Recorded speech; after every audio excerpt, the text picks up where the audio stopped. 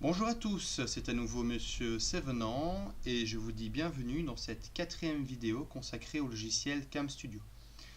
Lors de la première vidéo, nous avons vu comment installer le logiciel.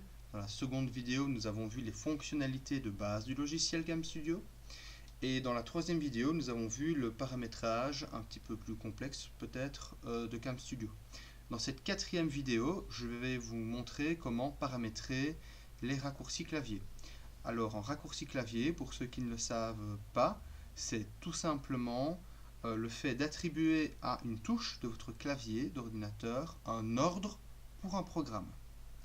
Donc ici, je vais pouvoir par exemple dire à mon programme CamStudio que lorsque j'appuie sur la touche espace, ça lance l'enregistrement de CamStudio, ça démarre la vidéo, puis lorsque je réappuie sur espace, ça met en pause la vidéo. Donc voilà, pour les différentes options, pour les différentes fonctions, je peux attribuer une touche de mon clavier.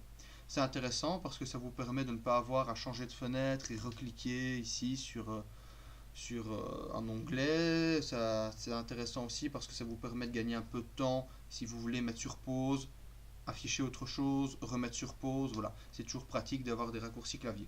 Alors on va tout de suite dans le vif du sujet. Pour le raccourci clavier, les raccourcis clavier, vous allez dans les options du programme, vous allez dans Keyboard Shortcuts, donc les raccourcis clavier, vous cliquez, une nouvelle fenêtre apparaît et vous pouvez les programmer ici. Donc pour par exemple pause, lancer l'enregistrement, le mettre en pause, moi j'ai choisi la barre d'espace. Vous cliquez, vous avez un menu déroulant et vous mettez ce que vous voulez à la place de la barre d'espace. Donc voilà, vous pouvez paramétrer ici les trois premiers et noter le raccourci de votre choix. Et pour le reste, il y a encore pas trop besoin d'y chipoter au début de l'apprentissage de CamStudio. On pourrait voir par la suite si c'est intéressant ou pas. Donc voilà, ça c'est une chose qui est très intéressante. Attention si comme moi vous utilisez des touches comme la barre d'espace, lorsque vous coupez CamStudio, vous avez cette fenêtre-ci qui apparaît. Voilà, vous coupez votre vidéo, vous appuyez sur le carré bleu qui signifie stop, et alors cette fenêtre apparaît et vous propose d'enregistrer votre vidéo. Et ici, vous voyez apparaître l'exportation en pourcent qui est en train de se faire pour montrer qu'il enregistre, qu'il formate votre vidéo. Alors quand vous renommez ici, dans CamStudio, n'utilisez pas une des touches qui vous sert de raccourci.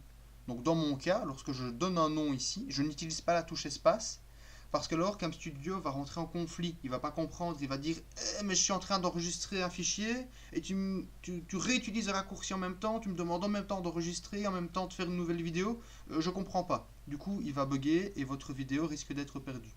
Donc dans ce cas-là, moi je n'utilise jamais en fait alors l'espace. Ce que je fais en fait tout simplement pour éviter tout bug, c'est que je fais comme ici en fait. Quand je fais une nouvelle vidéo, je lui donne simplement comme nom un chiffre. Je la revois une fois pour être sûr qu'elle est bonne, qu'il n'y ait pas trop de bégaiement, qu'il n'y ait pas trop de bruit parasite. Si c'est bon, je lui donne un autre nom, je la renomme. Si c'est pas bon, je la supprime directement. Comme ça me permet d'avoir parfois 2, 3 ou 4 épreuves, de choisir la meilleure, de supprimer les autres et de les numéroter sans trop me soucier des raccourcis qui pourraient rentrer en conflit avec le programme. Donc voilà, c'était notre quatrième, pardon pour le bruit, c'était notre quatrième vidéo consacrée à CamStudio. Je pense qu'à partir de maintenant, vous êtes déjà vraiment prêt pour réaliser vos premières vidéos, peut-être que vous êtes même déjà prêt depuis la deuxième ou la troisième vidéo. Et donc voilà, n'hésitez pas déjà à faire des tests, essayez vos premières vidéos, vos premières capsules à la destination de vos élèves.